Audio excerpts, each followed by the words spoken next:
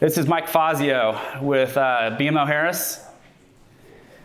Mike's about ready to have a baby, so he's coming in early on before we even get into lending parameters. But very good. Yeah. So Mike, I'll just let you Mike Fazio, I guess I'll give you a little introduction. So BMO Harris was not my first bank, but I guess technically. So Scott Miller, my original lender, was with a different bank. He went to BMO Harris, and Scott Miller was awesome with SBA lending and became friends with him, still friends with him today.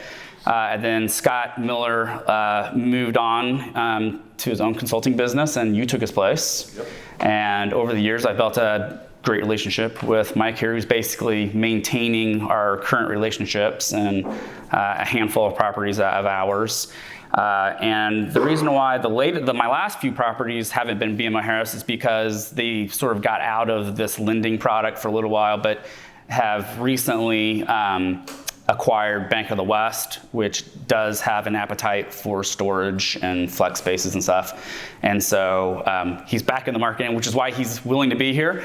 And so I think the goal here is to ask Mike questions we might have about lending parameters.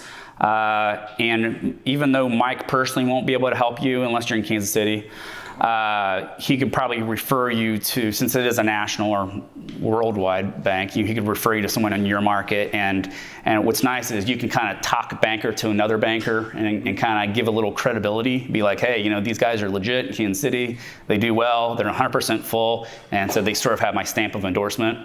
I don't want to promise this or anything, but that's sort of the goal. So Mike could potentially help you with future relationships in your market. So anyway, Is that yeah, good cool? Intro. And again, Mike Fazio. I'm a commercial relationship manager and lender here in Kansas City. I've been with BMO for 11 years, kind of seen the full side of it, from the retail leadership side, the small business side of it, and then commercial side. So have a breadth of knowledge there, and quite frankly, wanted to come. Kevin asked if I could be a resource, answer some questions, maybe give you some high-level highlights and any tips and suggestions on my end. But I'm a longtime Ohioan and been in Kansas City for 11 years. Really, again, manage a book of business of clients kind of in the lower middle market to middle market space. So really companies from probably like $10 million in revenue to $1 billion. So there's a wide gamut of things and ways you do business. On the lending side, so to kick it off, I just wanted to make one key suggestion to you. And if you don't already do this today, make sure you do it. And that's develop strong relationships with your banker. If you don't have a banker, it's good to have those very key relationships. And quite frankly, it helps that they can be honest with you. It's less transactional. It's more relationship driven, and I think that's very important. As I've kind of graduated throughout the different segments of the banking world, I've realized in the commercial world, you preach it in the retail world, you preach it in the small business world. It is very important in the commercial world, right? Having that relationship. So if you don't have it, work on developing one today. The second piece that I touch on, we do love this business model. There's never been a question of whether we liked it or didn't like it. The way BMO classifies Contractor's Garage, and the way a lot of banks classify this as an investor-owned real estate. Okay, investor-owned real estate, typically some banks have a great appetite for it, some don't, and that appetite can sometimes shift. So sometimes banks can have a strong appetite for investor-owned real estate. Based on market dynamics, they may shift away from it, right? So key right now in this environment, it's been a little bit of a shift away from it, just because of the market dynamics. And that's just investor-owned real estate. Smaller transactions, some of the larger transactions you'll see, or specific segments of the industry you'll see a large appetite for it. So not to scare you off on that, that's just to give you a little bit of the banking world when it comes to investment in real estate. Some banks it is a true operating business, and the way I've always viewed it, it's not so much investor-owned real estate, but that's just kind of the way the industry sees it. Before I jump in any further, I just want to pause, see if you guys had anything on your mind from a banking standpoint or questions that you had thought of prior to coming. You might address this later on, but curious to know what the loan to cost ratios you're running, any deposit requirements, and what rates they're running now for construction loans. Okay. I'll take a couple questions and then I can probably just hit on them as we go. Any other ones? Yeah, one more question. So this is my first time doing commercial real estate. So I'd like to understand if I take $1 million project, maybe $300,000 is the land, and $1,000 is the construction cost altogether. I'm just making this like example. $1 million is what I need. How much the bank would lend, and what is the garage rate, and what do I have to bring to the table to get the loan? Like what sort of documents? So it's of course my credit history and all of that, but in addition to it, what information is the project? Like is it a simple Excel sheet showing the feasibility study, or it doesn't have to be? I mean, whatever. So I think if you go that. Yep. Okay. Actually, it's kind of related, but how hard is it now? Because a lot of people are saying that the ground up development financing has become really, really tough to get versus existing cash flow, buying an existing cash flow property, for example. Mm-hmm. I've never done like development financing before. Yep. Okay. So I'm just taking all the questions and I'll address some of these as I I certainly, what kind of loan is it? Are you doing? Are you lending your own money, the bank's money? Are you doing SBA type stuff or other programs? go. Okay. Do you guys do loans like for businesses trying to buy the contractor garages too, or just like for construction costs? Okay. Well, let me answer some of these questions. So BMO's fifth largest commercial bank in the U.S. So we have a pretty large footprint. As Kevin mentioned, we acquired Bank of the West, which gave us a large presence on the West Coast. So retail, commercial, wealth. So we cover the full gamut, full service. So we will do kind of conventional lending. What I refer to as non-SBA really is conventional lending, and then SBA, we're a full service lender. This isn't a pitch on BMO, so I'm not going to spend a whole lot of my time on the BMO portion of it, more of a resource from a banking standpoint and structure. So to answer a couple questions on the structure side of things, on the conventional side, you're usually going to see that the banks are going to request more down, right? Maybe compared to home mortgage, if you've bought a house, I'm assuming you have, typically on a conventional basis, they're going to ask for 20% down or 15%. Same thing on the commercial side. You're typically going to see anywhere from 25% required to be down to 35%.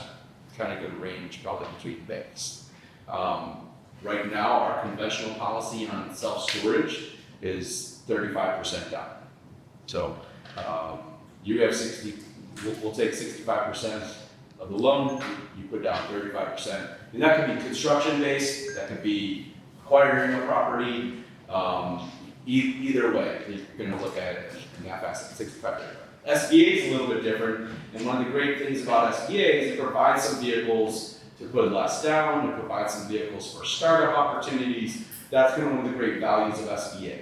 And the banks get a guarantee from SBA, so they're willing to lend on a new business. They're willing to lend on a higher loan value. So SBA is beneficial in that sense. So SBA will require anywhere from 15 to 20%. Okay. You may, and Kevin may allude to this, early on you may start with SBA. But as you become more established, you have more cash flow, you have more opportunities to do a conventional loan, you're probably going to do the conventional loan.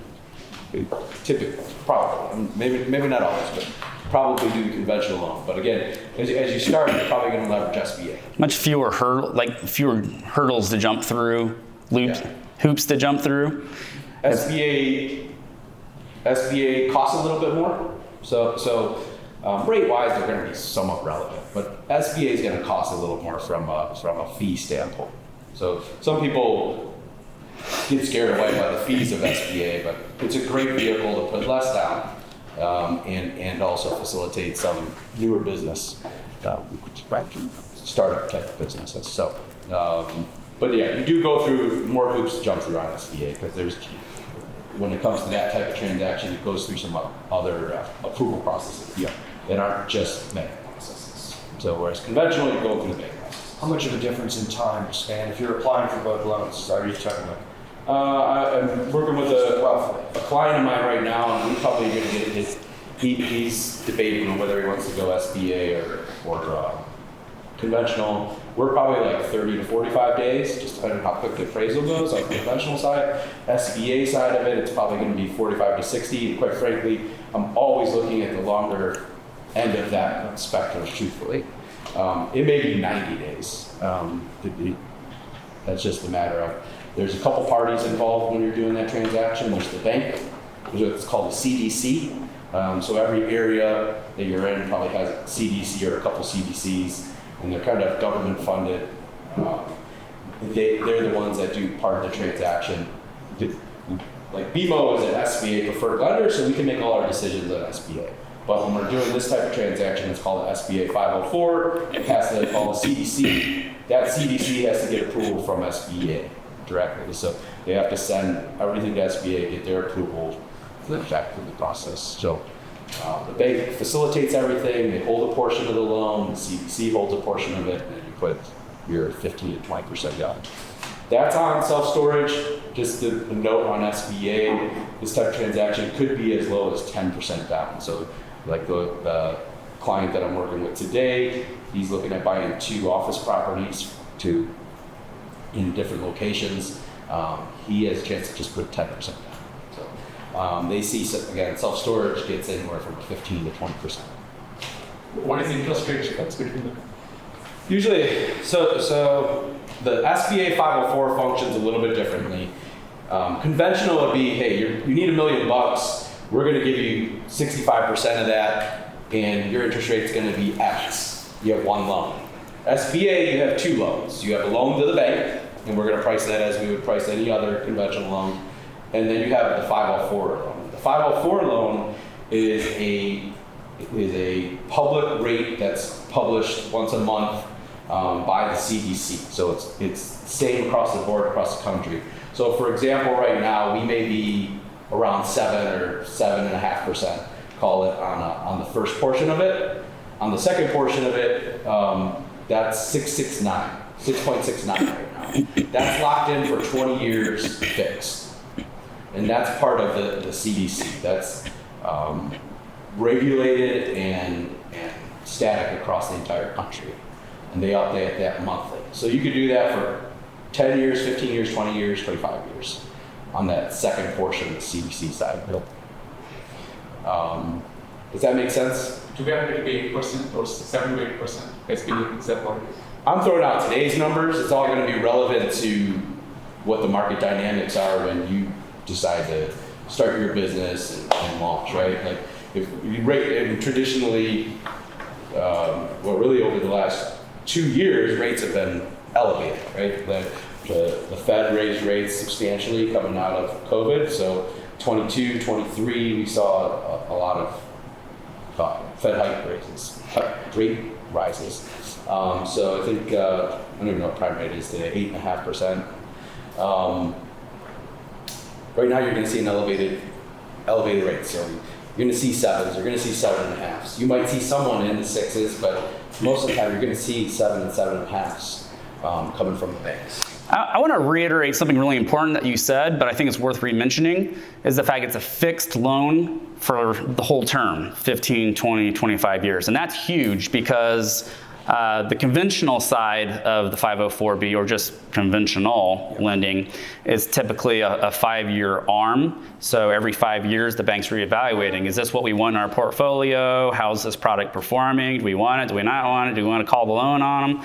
Where they can't do that on the 504, what do you call it, CDC port? The CDC, basically the Fed port, the Fed portion, it's fixed. It's just like your house. And so I have one 504 on one of my properties, and it's great. We're locked in about 4.25%, which is outstanding. And so it was a huge hurdle to jump through to get that SBA loan, but it was worth it.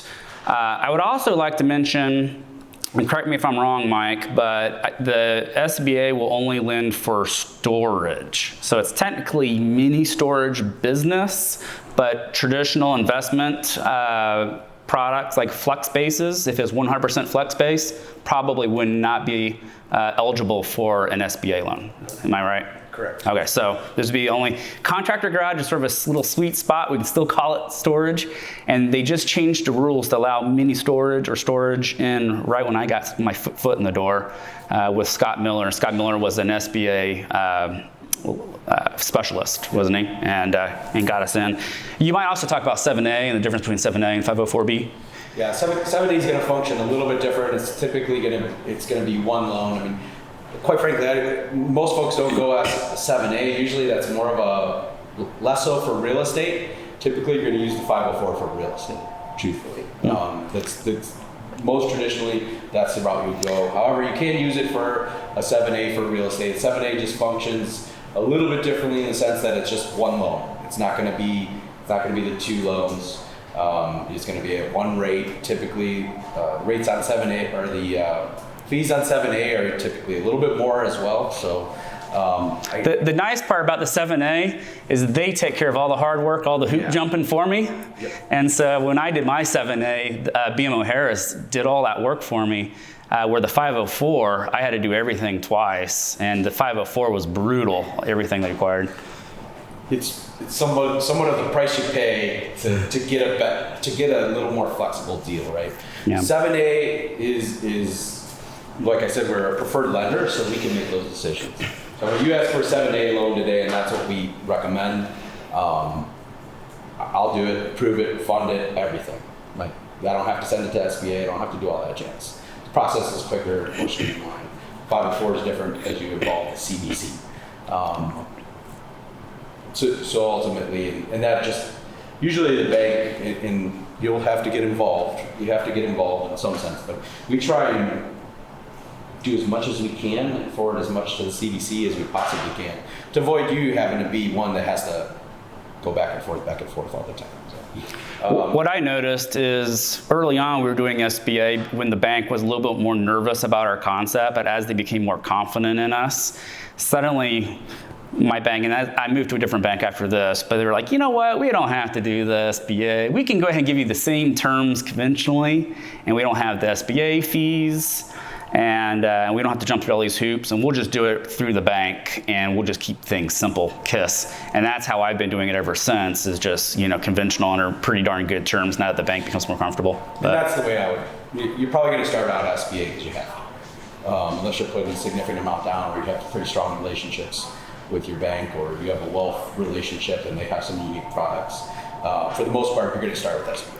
I'm kind of hoping that with you here with us, hopefully we can help them not have to do the SBA. Hopefully we can kind of take care of some of that risk so that the banks may be more comfortable and can do conventional. It's not guaranteed, but sorry I interrupted you there. Yeah, no problem. I would defer that anything new is probably SBA. Like we would steer it SBA. You're a new business. Oh, okay. Yeah. Can I ask a stupid question? I'm familiar with residential banking and real estate. Mm-hmm. But on a commercial side, this is based more off of a ground up build. This is based more off of the performance numbers rather than asset holdings and that type of thing? Or what are you really going into when you're getting something approved or that type of thing? So some of the basics, right? Debt service coverage is critical. In debt service coverage, you can compare the same thing as debt ratio, right? Same thing on that end. So as you're putting your pro forma together, and your 3-year projections, or 5-year projections, whatever it is, you're a brand new business, you're going to want to meet your debt service coverage ratio, right? There's some other dynamics. I think your two key dynamics are debt service coverage, and then your debt yield, right? What we look at, and I don't know if this is a specific part of your deal, but we look at it and consider it is what you're up at or above an 8.5% debt yield, which is essentially your net operating income over your loan amount. Okay. You said DSC a lot. Is there a number you're looking at? 1.5? 4? Right now, so certain transactions were like 125 on self-storage. 1.4. 1.4? Yeah. Generally, the more money you put down, the better that ratio becomes. Oh, yeah. So when you start getting in that whole 15% down, the debt coverage ratio starts getting a little skinny, potentially. The other aspect there is, what interest rate you're paying has a substantial impact on your overall, those ratios, right?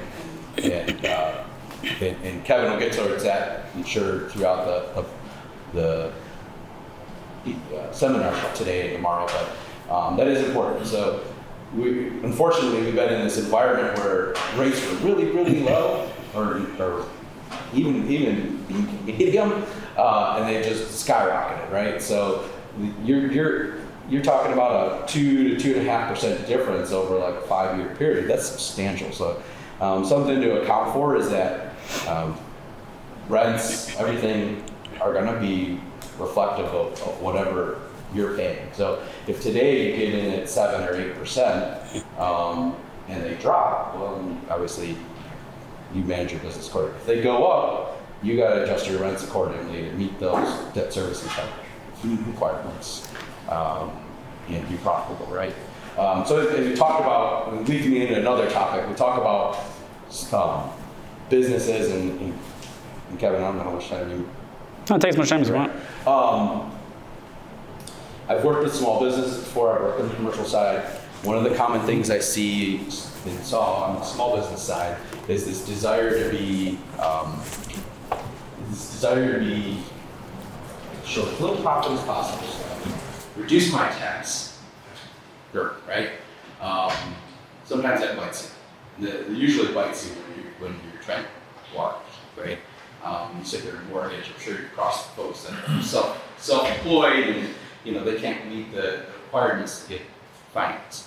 I think it's critically important coming from the bank that you should show a profit, net operating profit, because that's how you're going to get your loan. That's how you're going to maintain your relationship with the bank, and when you want to get another loan, you can show that we're pretty profitable. So I think that's something to note, and more so because I feel this is more of a small business play in the beginning, and you're going to grow a bit, but focus on profitability. Will you give SBA loans to small businesses trying to buy contractor garages? Does your bank do that? Like go to the condo plat for contractor garages to sell them?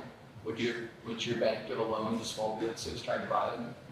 Yeah, we could do acquisition. Yeah, it'd probably be less, so more so an acquisition of real estate and the associated business than it would be like an M&A transaction. But yes, and they follow the same parameters, 65%, or in that case, we may steer and look at a 7A loan, just because you would be acquiring business and the real estate. But yeah. Yes, we can. What sort of documentation do you need? Any help with that? I think as you start up, and part of the biggest piece is your business plan, right? As a startup, you need to know what your business plan is, and you need to have a pretty foolproof business plan, including projections, usually anywhere from 3 to 5 years. One of my suggestions to you is in whatever locale you're in, there's typically an SBA kind of advisor that's available. So if you don't know who it is, reach out to your local SBA office and they'll be able to tell you who can guide you. So for example, in Johnson County, the Johnson County Community College has a group of advisors that will help you review your plan, really just position you to be ready to put a loan package in front of a bank or banks for financing. So they'll help you organize all that, give you feedback on your business plan, which I would guess isn't going to be that difficult. So I'm guessing Kevin has stuff to help you build that business plan, because that's probably the purpose you're here today. But that's a suggestion. Go to your local SBA office, ask who the advisors are in the area, and they will refer you to them. And it's a free service, and they're designed there to help startups get off the ground. They're there to help advise current businesses who are taking that growth, moving to that next level of growth and need some advice or assistance. I was hoping like the bank will like had templates, like stacked it already. That Yeah. Incorporate, knowing that the numbers work, it's just the formality of it. I mean, there's a packet that we speak it.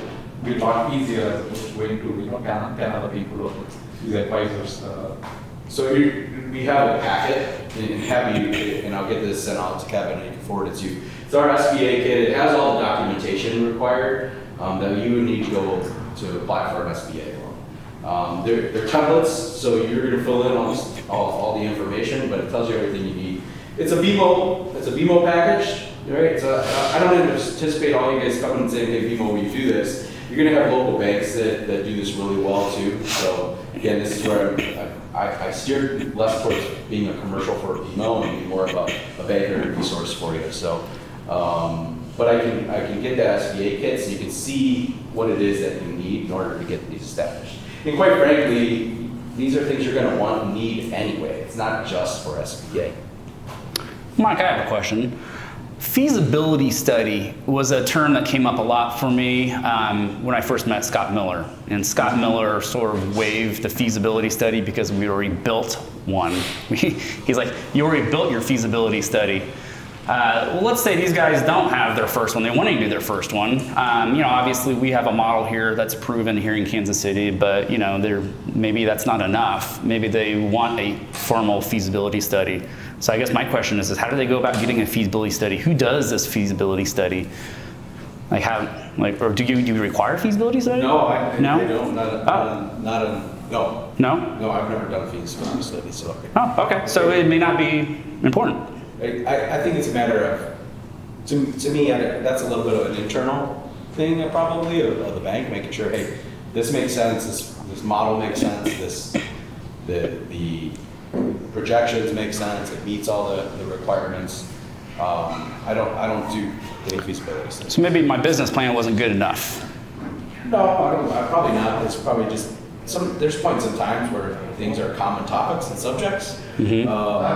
And that might have been one of those inflection points in the banking industry. I think as you get to different levels of projects, there are some feasibility studies, but I haven't done those.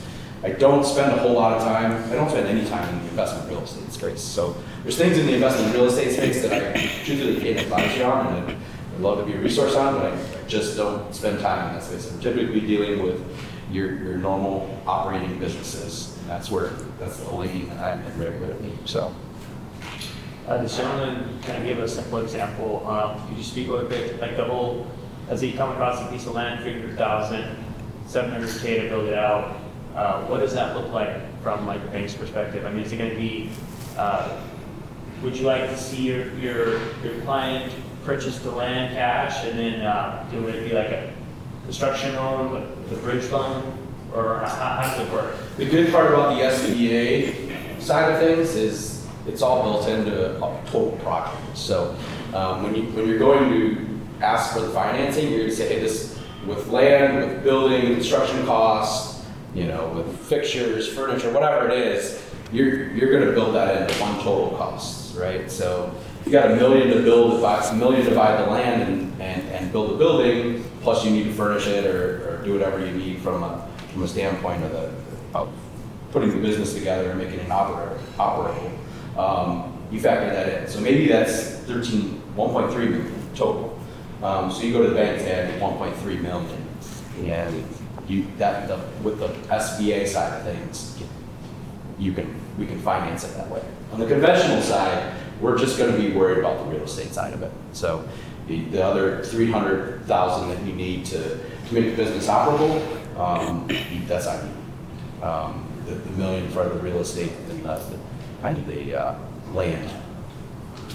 So that's on the conventional side. SBA is total project. To clarify, are you saying you're being less conventional right now and more SBA? No, I think just in my world that I'm in, we do a lot more conventional. And I usually try and steer folks that way if we can, just out of cost, flexibility. Quite frankly, the client I met with yesterday that we're trying to help him buy some office space, I saw the downside of the 504, in my opinion, was you're locked in at 6.69 for 20 years. that's not that great of a rate to be locked in for 20 years. You know, there's a chance that the market's gonna come down at some point over the next couple of years, and he may be able to get a more favorable rate on that. So that's one of the reasons I was steering towards conventional. So Probably a early penalty fee if they would get out of that sooner. Yep. So that kind of hurts. Not only are you paying an SBA fee to get in, but an SBA fee to get out, or a fee to get out. And it's still 669 is way better than it is today, right? Than what you can get on a conventional basis. So do you prefer the developer to own the land, or do you have no problem with an acquisition and development loan where you issue funds for both the land acquisition and new construction? Well, we prefer you own the land, right? And so I mean, either way, I don't think there's necessarily a preference. Okay.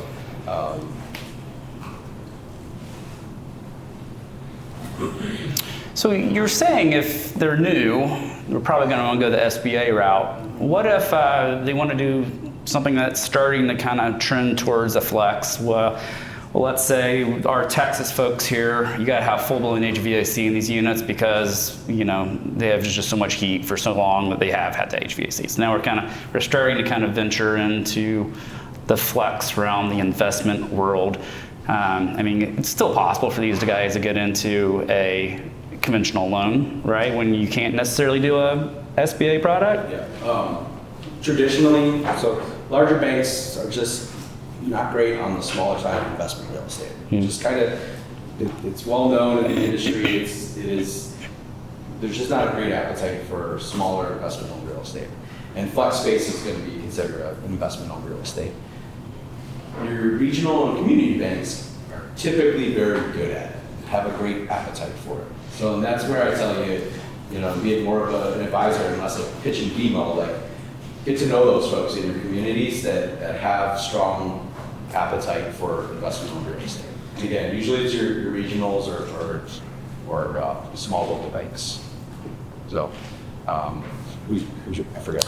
Yeah, you're absolutely dead on. So the Charlie Hill with First Heritage, so he would not be a good resource for you guys because they're right here in Lenexa, you know, where, you know, you're more national. So, but you're right, the smaller neighborhood regional banks, they're, you know, familiar with their markets and they want to stay close to home that they know and they're comfortable with. So, so yeah, you certainly may have to start there to build your relationships, but.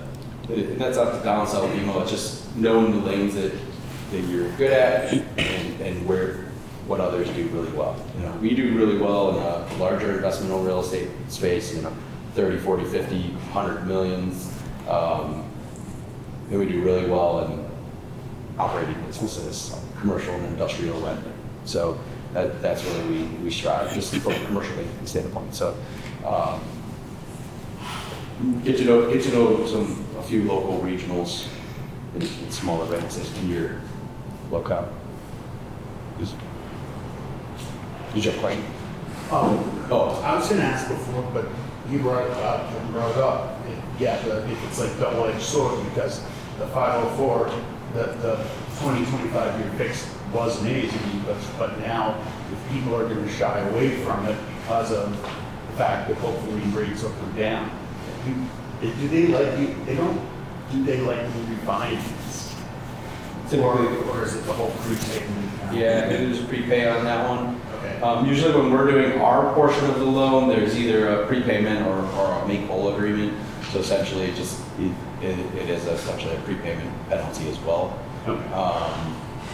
But yeah, usually there's some kind of prepay on it. Just a specific question on like how a loan like that looks. I'm currently building out 2 gas stations with a truck stop, and it was given as a construction loan in tranches, like in phases. Is that kind of how you've done it with these contractor garages? Usually these transactions are going to have a construction loan, and there's going to be a draw period. So and they got to supply the invoices to get the draw. Each bank has their own process for it. Yes. And then it bridges over to like a dimension. Yeah. Yes. So on the SBA side, it just kind of converts to its standard loan terms once that construction is complete. So you don't have to follow through with another loan closing. it'll just churn out once everything's complete. So what's that construction period like? Is it a year or 2 years before it converts to a? Well, whatever you negotiate with the bank.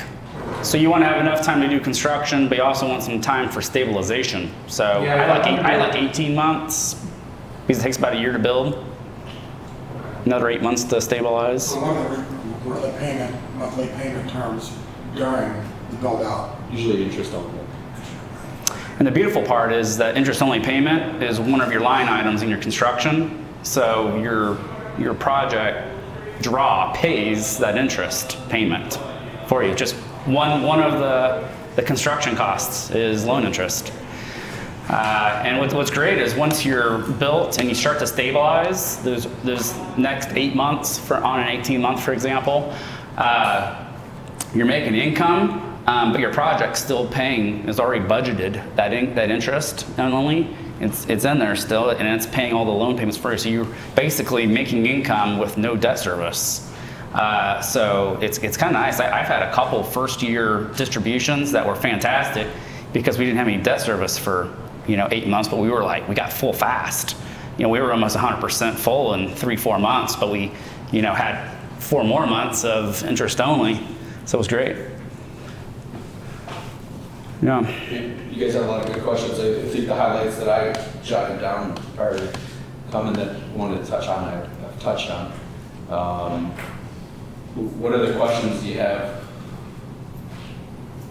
What happens if something happens and I don't convert after 24 months? Like I said, Well, You will. Yeah, it's not a if, long terms, whatever it is. If it's a 12-month draw period or 18-month draw period, it'll convert. Our Topeka project, we just went to the bank and asked for an extension of interest only for another 6 months, and they agreed to it. So, Yeah. they don't want you to be cash flow negative as much as you don't want to be cash flow negative. But they're also looking for people that can financially potentially pay that debt service out of their pocket if they had to, right? Worst case scenario, you don't want, you're not looking for poor people to take on these loans. You got to find some rich people or some people with some money somewhere who can, with recourse. We should probably talk a little bit about recourse, non-recourse. Yeah, and quite frankly, commonly in the investment on real estate world, in the larger side of things, people will look for non-recourse. This is a type of project where you're going to have recourse on it, at least from our vantage point. And I don't know if you seem different from other lenders, but you're going to have recourse. And what recourse means is that it's going to tie back to an owner or owners. You're going to guarantee the loan. So you're a guarantor. You are equally as responsible for the loan as businesses. To your point, I've found a lot of success with local regional banks. Would you be able to connect, I'm from California, would you be able to connect me with anyone for BMO out on the West Coast? Yeah. Let me. That's the goal. That's how I got him here. Good question.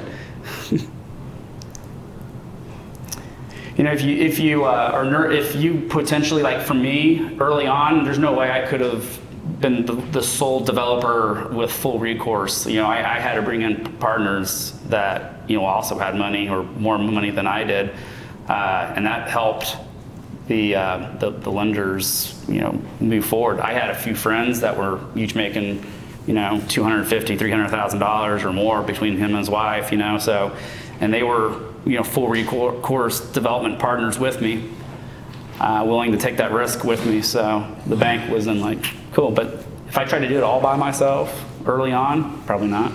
I'll set Kevin send out my contact info and then just follow up, get you connected for that beach. I didn't bring a bunch of business cards, so. Yeah. When I send a presentation, do a follow-up email to you guys. I'll include Mike into the. Sure. Do you have any tips on how to find the local connections in the smaller banks? Where do you live? You just walk into a bank and, Probably. It's like, where do you live? I'm here. Oh, Parkville. Oh, Parkville? Oh, well then I can help you establish those, right? Right, but not right here in Parkville, I mean, Yeah. I know. I'd probably touch with your local chamber of commerce. That's probably good place to start. Ask, like, hey, who in the community is lending?